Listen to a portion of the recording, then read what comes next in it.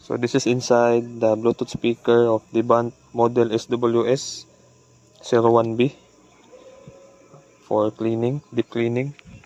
Kasi pumasok yung tubig, hindi pala siya compatible for yung malulublob sa tubig. Mga rainproof, splash-proof, pwede pa.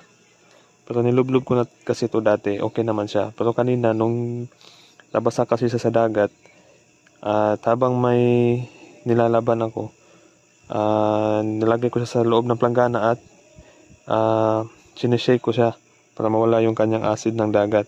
At never ko na gagawin ulit yun. Kasi ito siya. Pero working naman siya ulit. Nag-cleaning lang ko kasi yun nga, basa. Yan o. Yun. Kikita nyo naman dyan, may basa pa siya o. Ang dahilan pumasok ang tubig dito sa gilid at saka dito sa parang filter ng kanyang air niya sa hangin. Ayan. So, goods pa naman siya. And, yun. Hindi siya recommended. Sa una kong na-upload, binasa ko siya ng tubig galing sa taas, pwede yun. Pero kung ilulublob nyo siya kasama sa swimming pool o sa dagat o sa sapa o sa CR, sa bathtub, hindi siya pwede. Kasi napapasukan siya ng tubig. Yung splash proof lang, pwede.